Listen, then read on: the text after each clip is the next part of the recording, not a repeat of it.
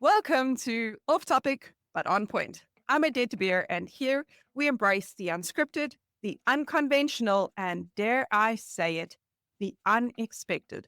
Because sometimes the best breakthroughs happen when you go off topic. Each episode, we dive into business, leadership, and life, exploring the moments that challenge us, shape us, and push us forward. So, whether we're tackling entrepreneurship, collaboration, mindset, or even navigating resistance, one thing's for sure, we'll always bring it back to what matters. So get ready for candid perspectives, thoughtful insights that will keep you engaged, inspired, and maybe a little bit uncomfortable in the best possible way. As usual, I have with me my beautiful friends, Dr. Janine de Beer, also known as the Intentionalist, and Pastor Christo, Pretorius, the Expander. Let's go. Welcome back to Off Topic and On Point, where the script is totally optional and the inside is very intentional. And I can tell you that the growth is guaranteed. And this episode is going to hit close to home, and maybe for you as well, because we're talking about something that too many leaders are ignoring until it's too late, and that's their body. You can't lead with clarity if you're living in chaos, and your body is often the first place where chaos shows up.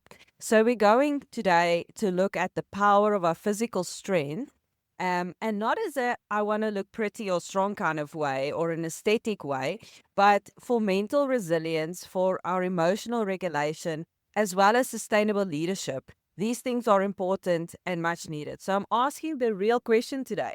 Can you really lead others if you're not leading yourself properly or physically? So let's talk about the connection between our physical discipline and then high performance leadership. You don't maybe need more caffeine, maybe you just need more capacity.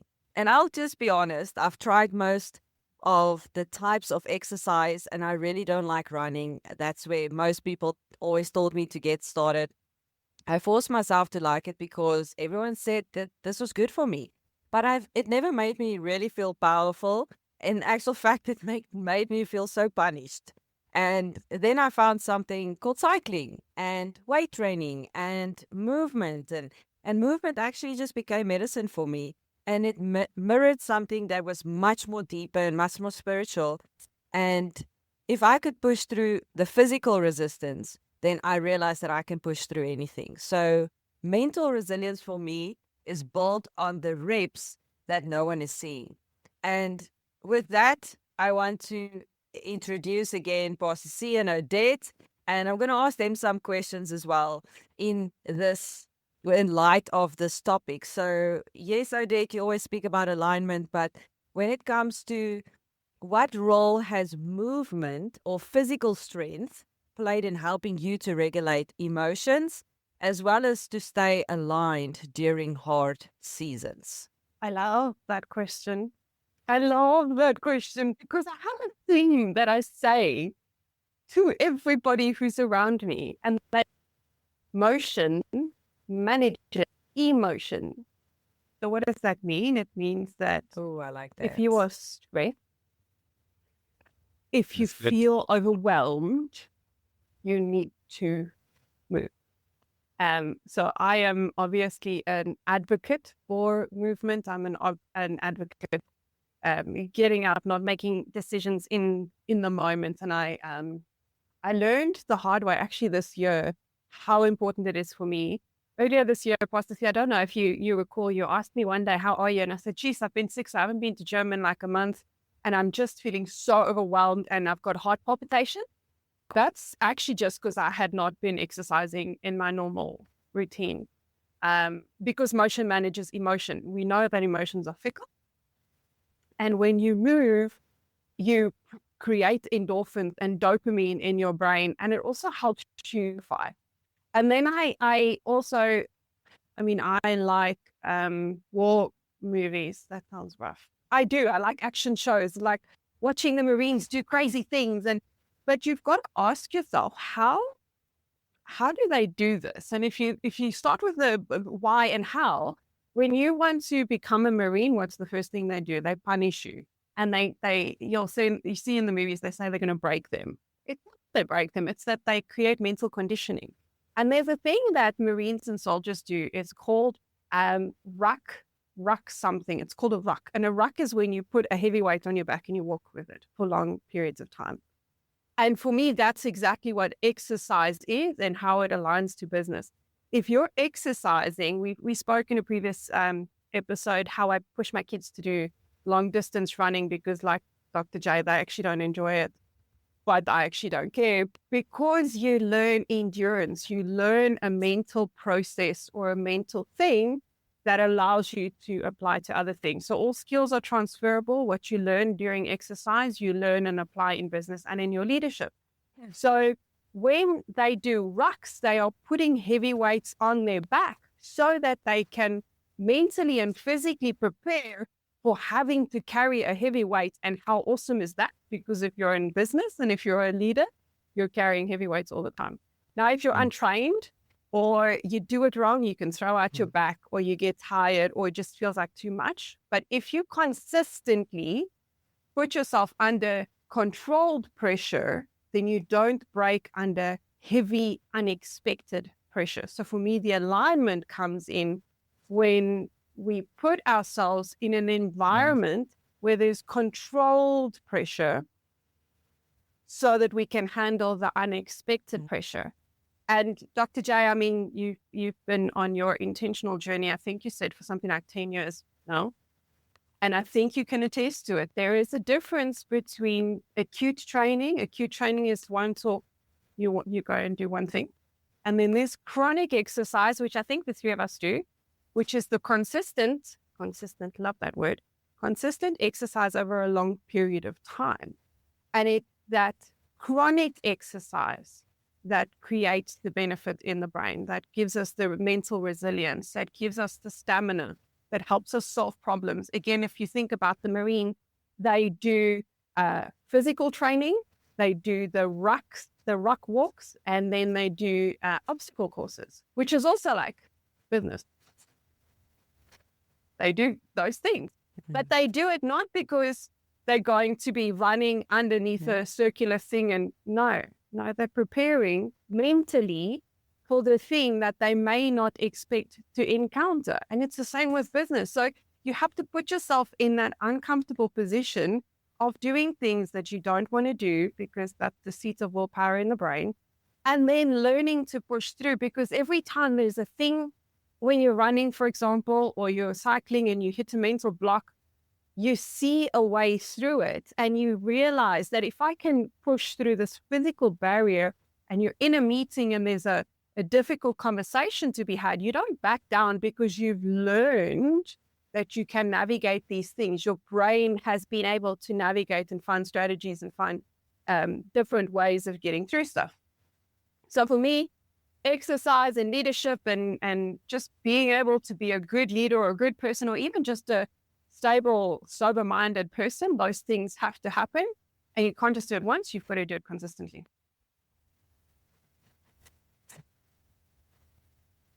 I agree with you. I like what you say, chronic exercise.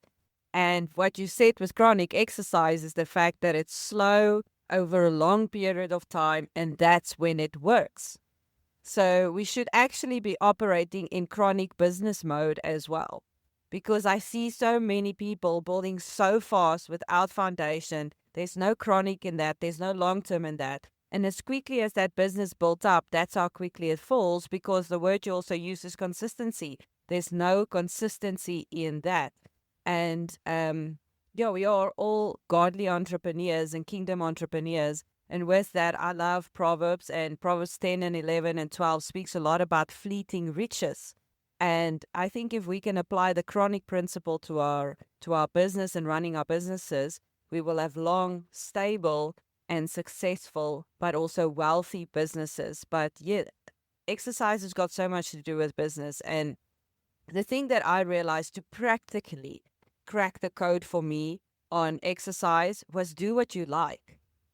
Do what you enjoy. There's so many forms to do it. You don't have to go to gym to exercise. You don't have to lift weights to think you've done. You don't have to run. You don't have to cycle. But what do you want to do? Maybe for you, it is just walking around the block. I'm telling you now, you start enjoying it because it's something you enjoy. Maybe it's on a Saturday just going for the walk, or we have beautiful places in Joburg, and I'm sure you have the same in Australia, where you can just go for a walk on a Saturday. Maybe it's a hike, but choose something that you like and that you enjoy and that you can do with other people. That's what helped me to really get started again. And I want to say again because I think as a child, even I was very active. I loved sports, and I can't even say that life happened. It was just the phases that I went through. Then I went to university. I think I was always doing sport, but I was always active and I was always moving. But exercise was the furthest thing from my mind. And that's maybe what I want to teach you this morning is it doesn't have to be exercise. Make it movement. The word is move, do something. And that is related back into my life. And when I had the kids and then eventually the twins. After the twins, I was like, man, okay, this is all done. Now it's my turn for my body again. My body is mine. Here we go. And that's where the journey started. You're right, Odette. It's about 11 years that I made that decision. I'm like consistently. That doesn't mean that I'm up every day, 5 o'clock, going to the gym, clocking in, clocking out. That is not realistic for my lifestyle. But I can do 2, 3, sometimes 4, sometimes even 5. I don't put pressure, but there's one thing is that it's winter and summer. There's no stop. It doesn't matter if it's cold, if wet, it's rain. I don't make that decision. The decision is made the night before. The clothes is out the night before. In the morning when I get up, I don't think about it. It wasn't a debate. It's not a question. The decision is already made. You get up and you need to do what you need to do. So that goes right back to business. So, Pastor C, you always speak about capacity. And what have your physical disciplines helped you? Basically, what we said now as well, to stretch mentally and spiritually during intense seasons of your life and leadership.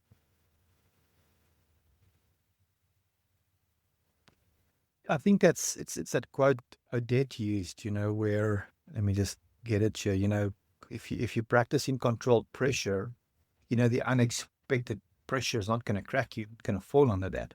And so I think what exercise has done in increasing capacity, in exercise and building mindset, it has helped you to prepare for that unprepared circumstances that comes along. Nobody expects the stock market to crash. Nobody expects, employees to resign. Nobody expects, a global pandemic to just occur, So if you've prepared for it, then, you can manage better through it.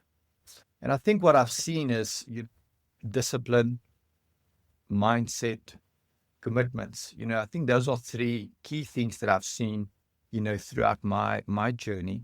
Is that, exercise and, building that capacity is, there's a discipline to it. You have to get up, you have to go to the gym, at times when you want to and at times when you don't want to. Have you ever really wanted to? There's certain things that you have to. Oh yeah, absolutely. There's been times where I couldn't wait to get up to go to the gym. There's been times where I couldn't wait to go and run, 10K, like for real, I promise you. Where there's just something, and the guy that I worked with when I was training for some endurance running, he said this to me. He says, Christo, running's going to become an addiction. It's going to be like a drug. You just want to get more of it. And I would remember coming back from a run, I just want to do another run. And then there's been times where I didn't want to go. Absolutely, I'm dragging myself, to get my socks, to get my shoes. And, then this one guy, David Goggins, he runs ridiculous amounts of distances. And I always thought he just does it every day. And then I listened to a video of him where he says that he doesn't want to run probably every single morning. And he sits and he procrastinates for probably 30 to 45 minutes just looking at his shoes. Doesn't want to go. But he tells himself, I have to.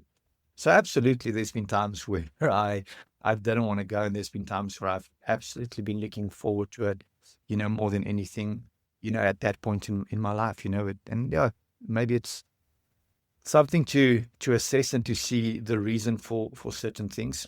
One thing that I've also realized, and I haven't been to the gym for a while, and I've realized that I'm very much goal driven. I'm very much challenge driven. I always have these challenges that I put out for myself, and then for the next 90 days, like I'm all out. We eat, sleep, and breathe, this challenge, and we have to complete it. And I'm very rigid in making sure that I do that.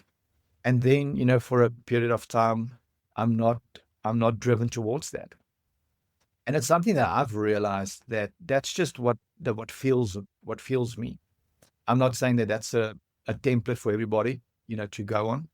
When actually last night I told my wife, I should start another challenge. So just took her head because that's not her. She would rather just go on a maintenance phase and go religiously every day and do a 45-minute exercise. That's maybe not as challenging, but she builds the reps and she's got the consistency.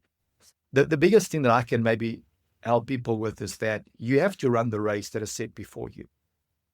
You mentioned it, like find something that you love. Earlier in this year, I was in the gym doing weights, and there was this big guy, like not just muscle big. He's physically a big person, and he was picking up these heavy weights, but there was even more, heavier weights. And I said to him, those are probably your type of weights. And he held the weights in his hand and he looked at me, and what he said next absolutely, like he bowled me out. It just completely stumped me. This big guy, training hard, he said this to me. He says, I'm not here to pick up heavy weights. I'm here to train my body. Yeah. I'm not here to pick up heavy weights. I'm here to train my body. Yeah, and when he said that, it just hit me because, like being a man, being in the gym, doing weights, it's always like pushing yourself and go harder. And how much can I bench press? And how much do you arm curl? And like, how much do you squat? And can you leg press? Whatever, hundreds of kilograms. And when he said that, I realized it's all about your goal, your motivation, the purpose you have, and run the race that is set before you. Paul writes, I actually want to read that scripture in Hebrews 12. He says the following in Hebrews 12, verse number 2, or the B part of verse number 1. He says, run with endurance the race that is set before you, looking unto Jesus, the author and the finisher of our faith, who for the joy that was set before him endured the cross. Think about that. For the joy that was set before him endured the cross. So how is it that you can do strenuous exercises and enjoy it?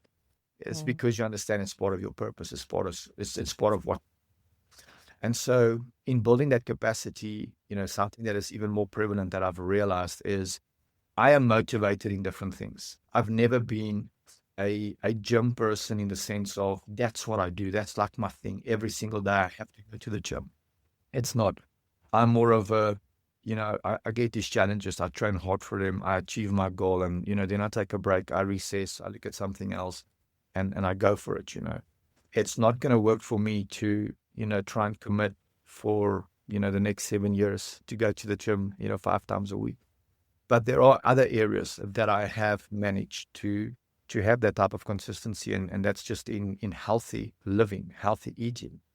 3 years ago, I made a decision to cut out all fizzy drinks, all processed juice, I drink water and black coffee, and now and then we'll have a cappuccino.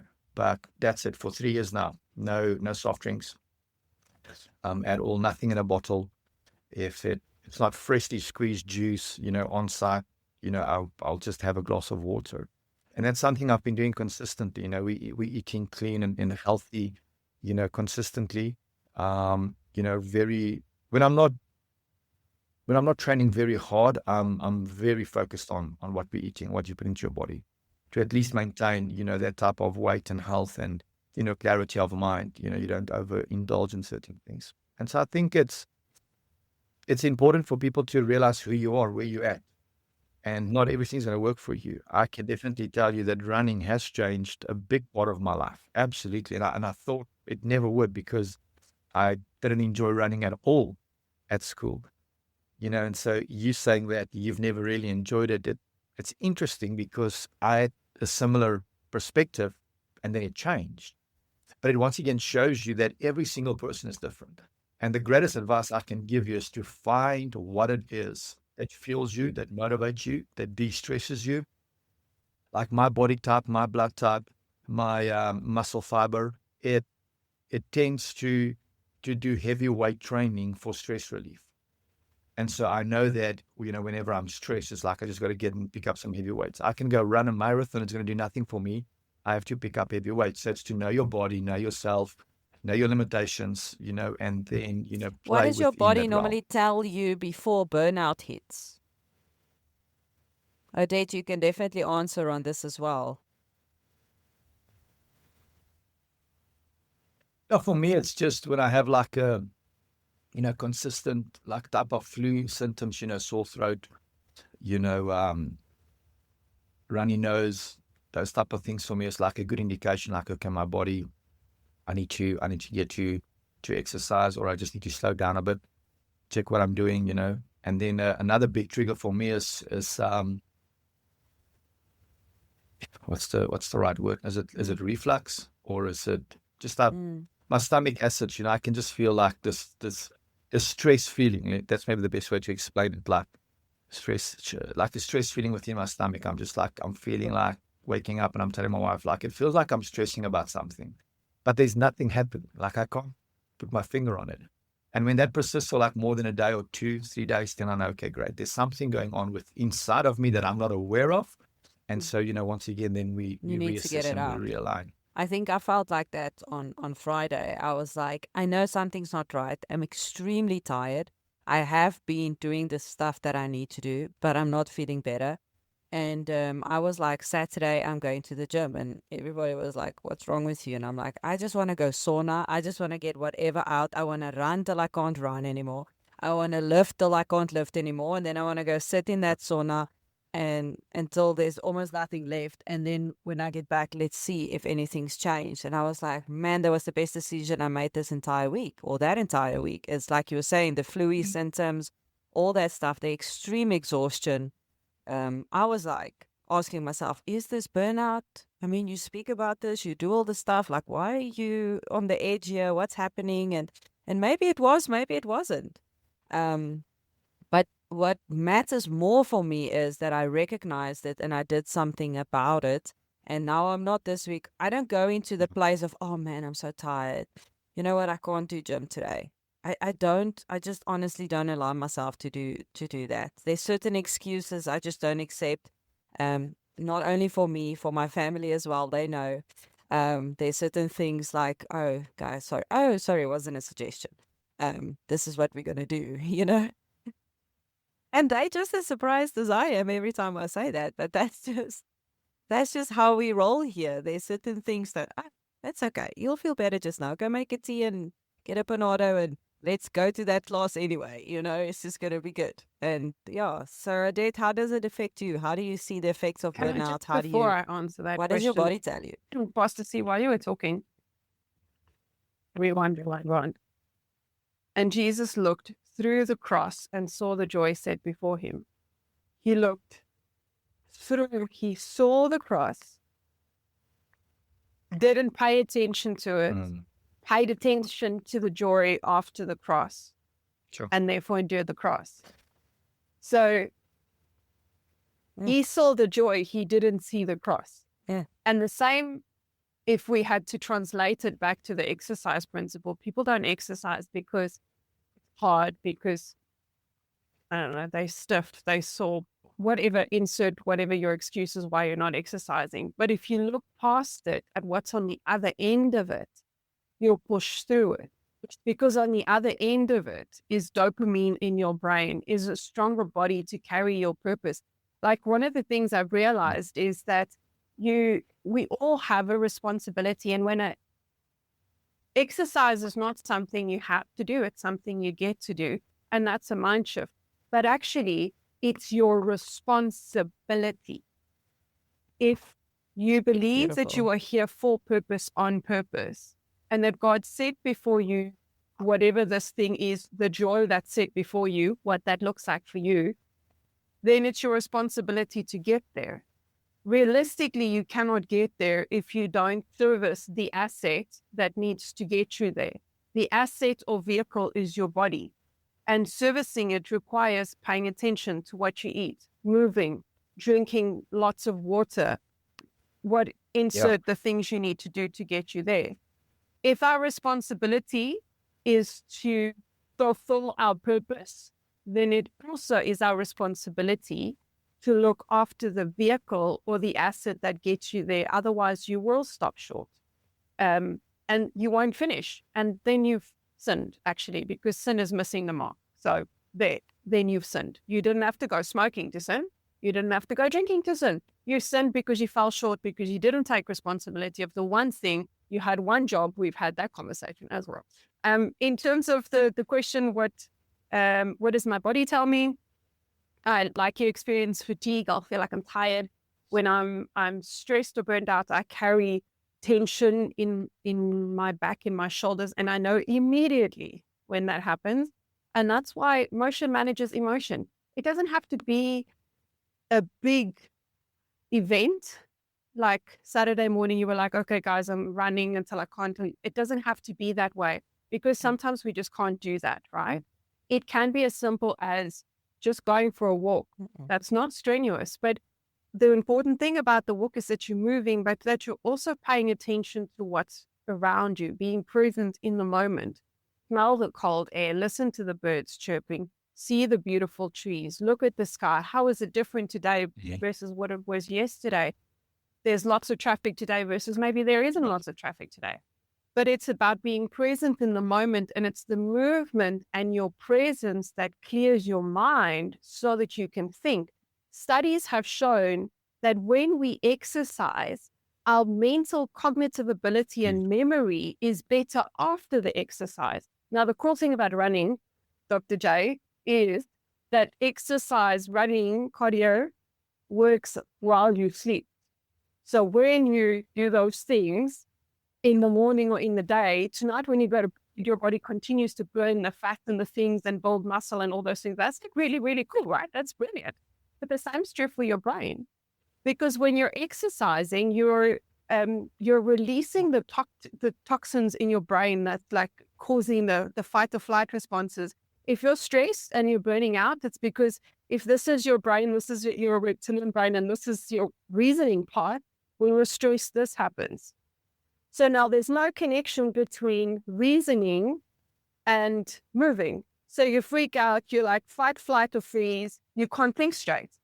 But when you exercise, you slow this process because you're letting go of the toxins, you're letting go of the things that's causing you to flip a lid, and you can think clearly. So once you've exercised, you've gotten rid of all that stuff. Now you can be like, oh, I need to do that, this strategy, that decision, that thing. You'll find actually that when you exercise afterwards, you're like, oh, this problem that I had, it's solved. That thing that I needed to go figure out, I know how to do it. And that's why many high-performing executives don't compromise on exercise, because the mental benefit of exercise far outweighs the time it takes in your diary or the physical, okay, now I'm stiff, now I'm so what? You perform so much better when you do that. Yes. So what? You start to thrive on that, did a right? Good job. I'm like, ooh, Exactly. that was good. Like I feel my legs tonight. They all tingly. Exactly. I love how you say you smell the cold. I remember because the cycling is what I enjoy. And I remember cycling past the houses early in the morning and I would smell, oh, that's brute. Oh, that guy uses fire and ice. Oh, that woman's got nice perfume. I don't know why you smell it on the outside in the street, but you do. Have you smelled someone's day that soft? guy didn't get up or he You didn't use can his smell deodorant one's day today. soft there. Yeah. Yes. You know, it's the weirdest thing. And I'm just driving past their house in the morning. And then I'm like, so it was funny when you said, like, smell the cold. Because I do smell the cold. I smell the perfume. I smell the Stay Soft. I'm like, oh, we're there again. It's so weird how that actually puts anchors in your brain. That was a good exercise. Oh, I went past there today. And it triggers things. It's that problem solving. I love the cardio. You're 100% right. It also helps me to sleep better. Because most of the things are actually solved, my mind is at rest, my body is at rest, and I'm like, I could do that. And something you said about a boardroom, I was listening to a podcast, and I'm not going to say which one it is because maybe what he said is not so nice, but it's so true. He says, who do you trust more? The fat guy, and he said it like that, the fat guy walking into the boardroom or the guy walking into the boardroom with the muscles. When my mom, He's like, who do you trust more? And no, I'm no, like, when oh, my mom shucks. worked for Oh, that was simple. Investec, Oh, that's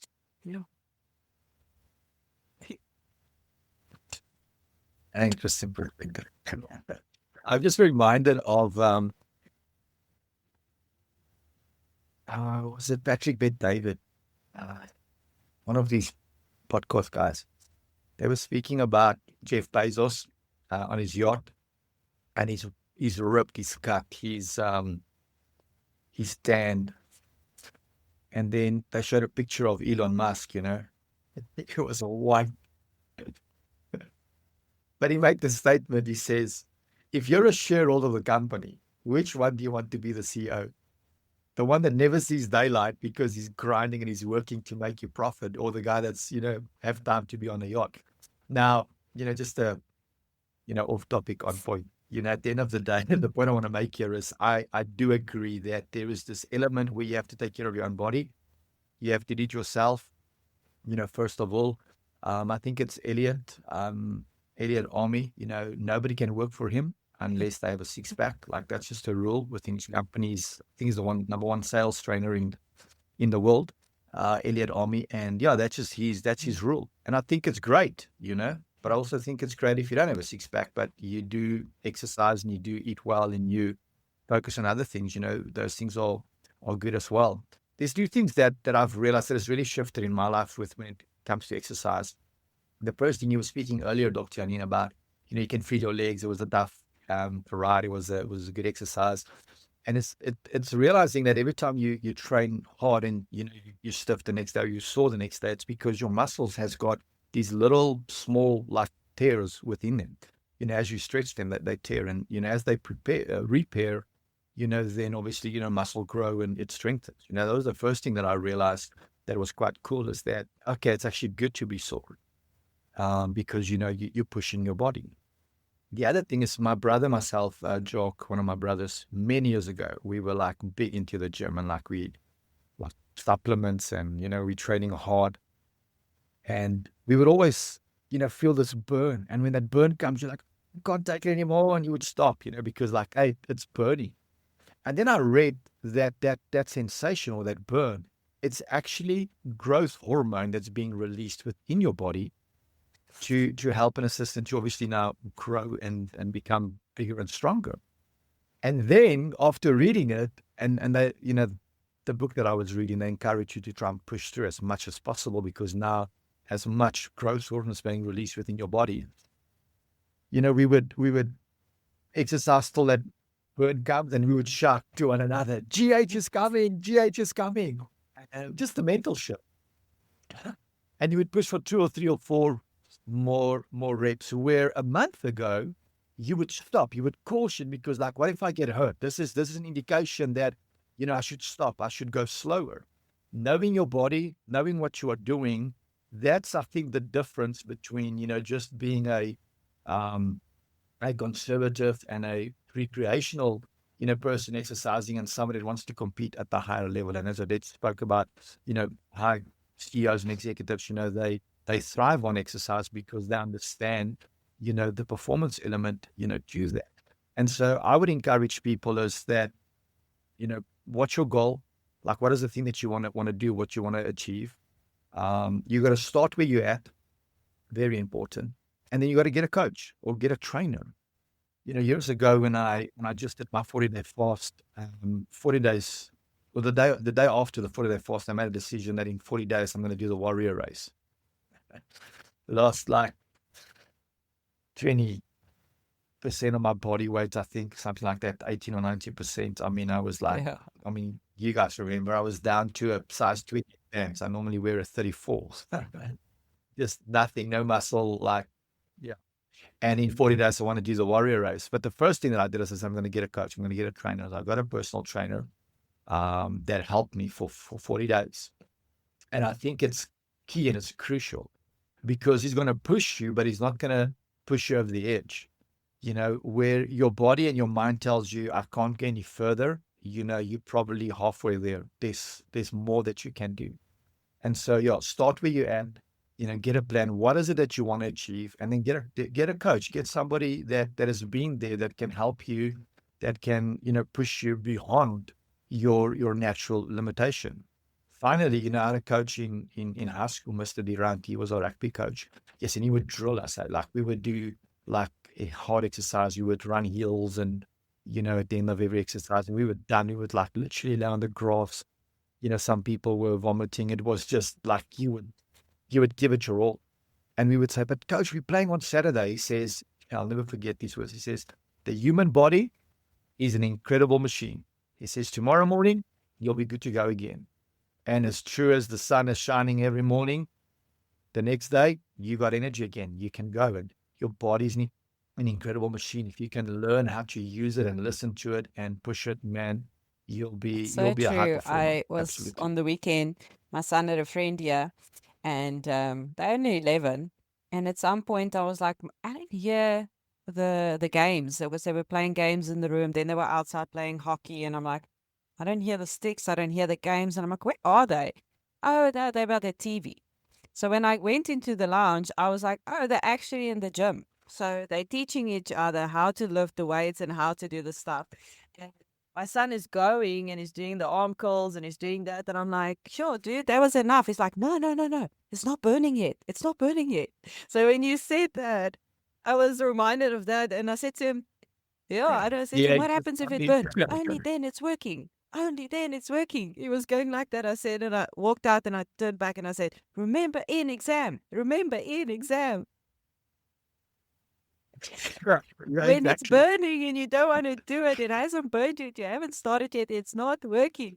And he was like, really? And he just dropped the weights and he was like, I'm done. And that was the funniest thing. He's like, he made that connection and he was like, oh shucks. And it was like, if we can just make that connection from our body to our mind, into our workplace, into our leadership, it translates into something better. It translates into something bigger. And yes, your kids see it. I never taught my son to go gym on a Sunday afternoon with his friend. He sees it and he's like, okay, they're doing something. Oh, it's changing something. Man, I feel good afterwards. Why am I not trying this? Like I said, they could have still be playing Fortnite or one of those games, but I mean, they chose to go into the gym on a Sunday. That for me is ridiculous. It translates into something, not just for you, not just for your team, but for the people around you.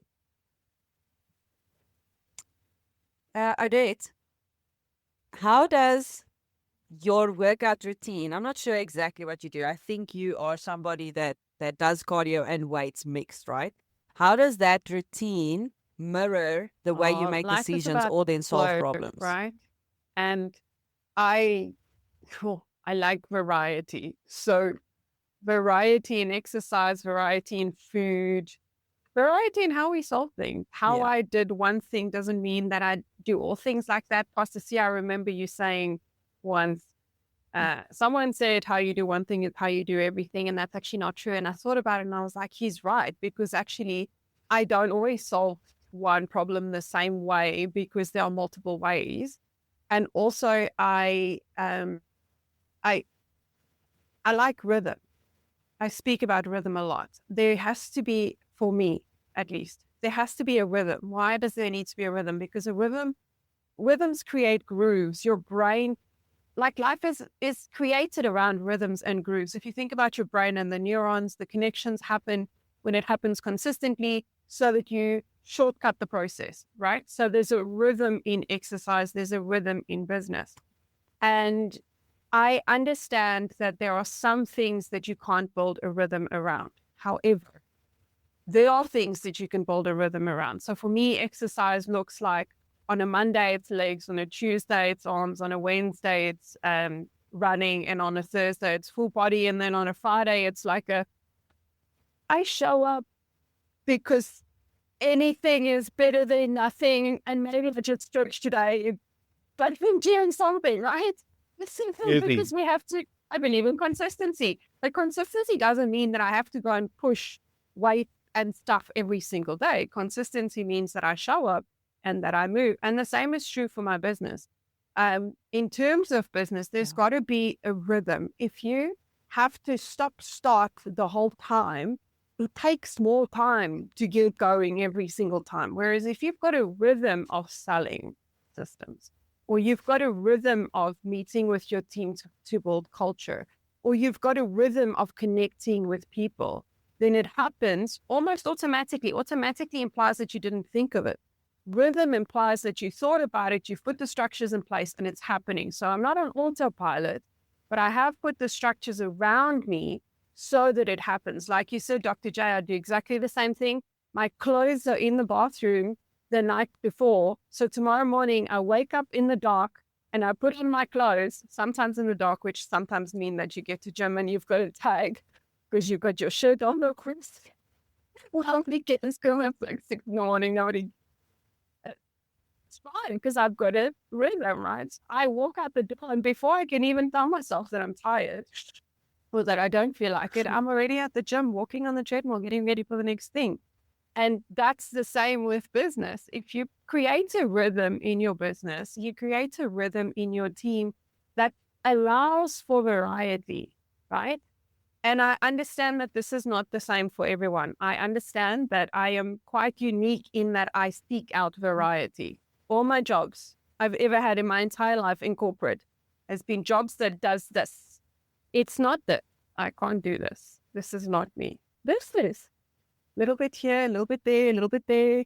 Mondays are different to Tuesdays. Wednesdays are different to Thursdays. They're different, but they have a rhythm. And the rhythm is, let's plan for the day. What's the planning for the day? What's the planning for the week? What's the outcome? What's the this? What's the that? And then we fall into that rhythm of building culture, of connecting with people, of showing up when it's hard, of having conversations. It's about the rhythm and the variety for me. To answer your question.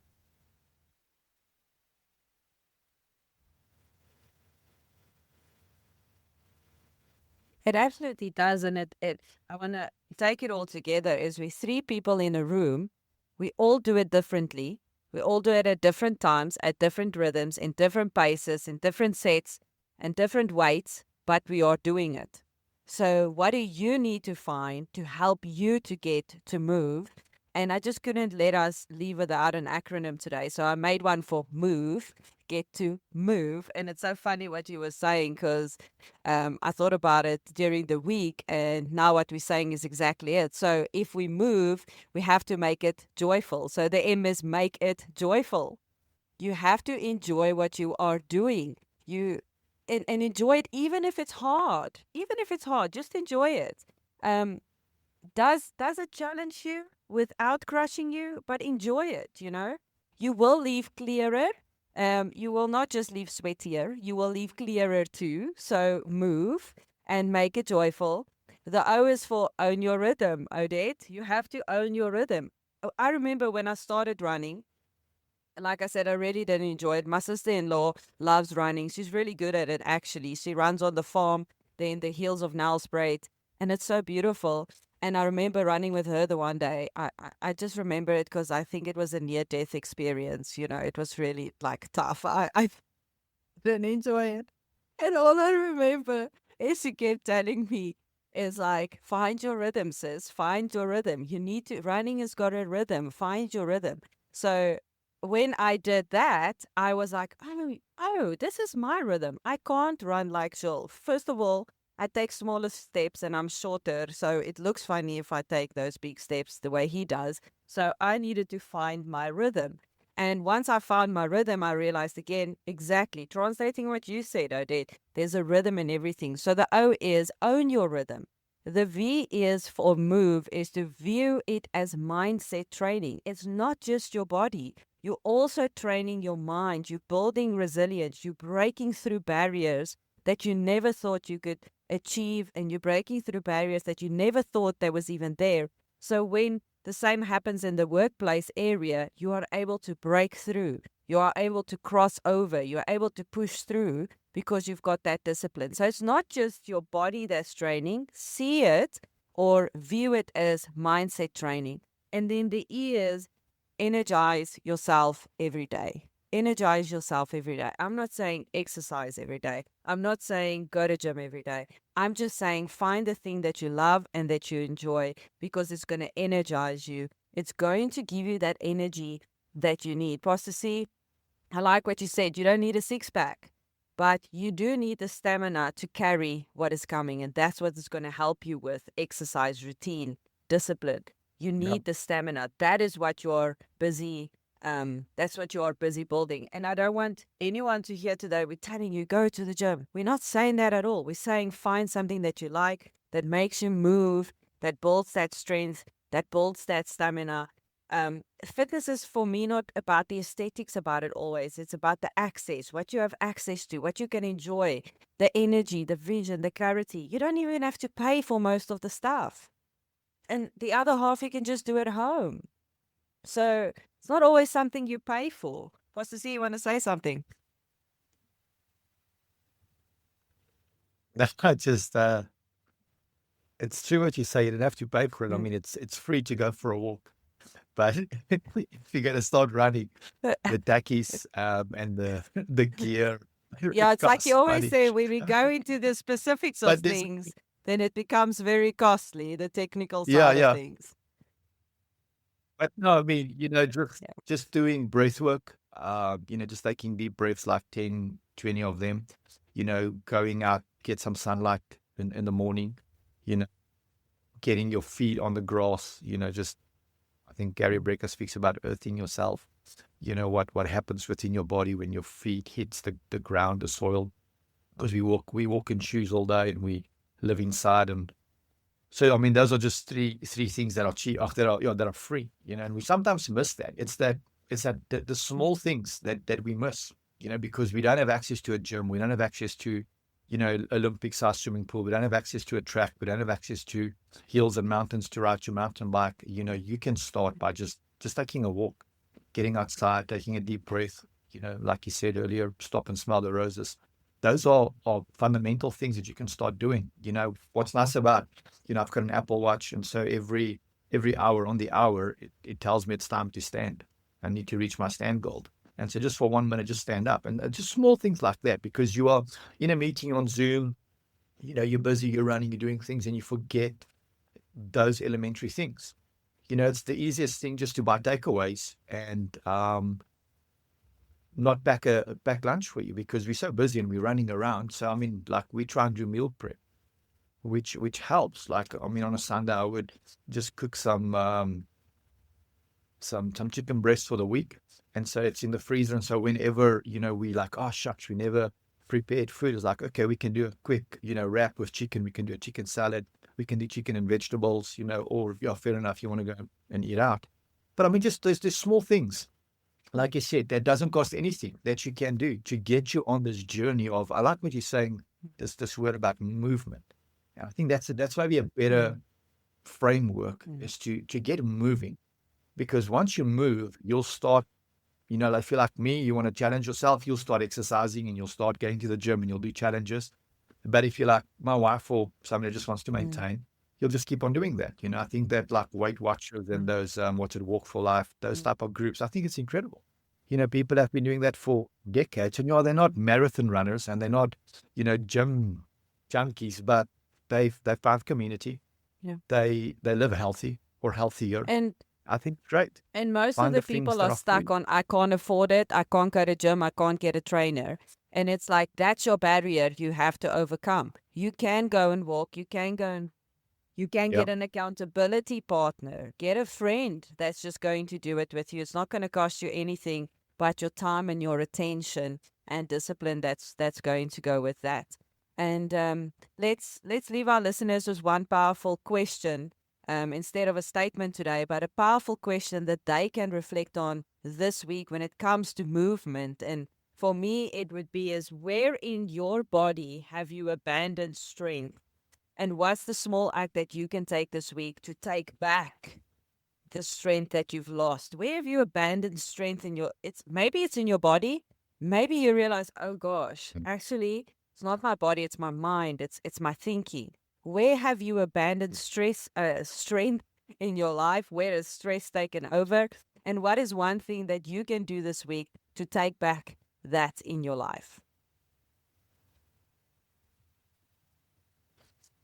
I think it's a great question. Mine would probably continue on the latter end of yours about mind. It's like, what can you do to declutter your mind or your thinking? What can you do to declutter your mind I have and your a thinking? a What can you threefold, focus on? twofold. Because where I'm the attention cheating goes, the power flows. because I can. Question. The first is, if you can't keep the promises you make to yourself, like moving your body daily. Moving your body daily, I didn't say go to gym. Why should anyone trust you to keep your promises to them?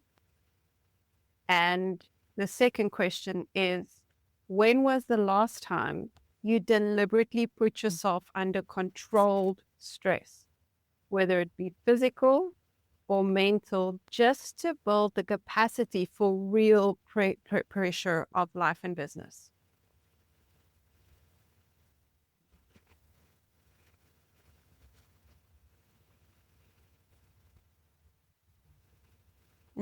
That's good. You don't become Like, strong by accident. You become strong by no, alignment. There's that word again, alignment, action, and consistency. That's how we become strong in body, soul, and mind. All those things. It's threefold for me. Three-stranded cord is not easily broken. So it's threefold for me. Your body isn't just carrying life, it's also carrying purpose. And you were speaking earlier, Odette, and let me close with that if you're going on a journey and you have the suit, this is our transport. Would you want to go there in a Lamborghini or an entry-level car? It's simple answer for me is like, I need to build this transport system so that it can operate like a Lamborghini and not an entry-level car. And I'm going to treat my body and my mind and my soul like that because I am on this journey and I need to get there fast. I need to get there strong and in good condition. So you don't need more tips. You need more truth. There were so many truth bombs that was left here on the table today. Use them, make them your own. And then until next time, stay intentional, stay in your rhythm, and don't forget to move with purpose. That's how you look. Well, that's a wrap for today. But don't let the conversation stop here. This only matters if you do something with it. So here's my challenge. Take one thing you heard today and put it into action before this week is over. And when you do, tell me about it. Send me a message, tag me on LinkedIn, send me a comment, pop us an email. I'd love to hear what shifted for you. If this episode sparked something, share it with someone who needs to hear it too. And if you haven't yet, hit follow so that you don't miss what's coming up next. We're just getting started. Until next time, keep building with purpose because what you're doing matters more than you think.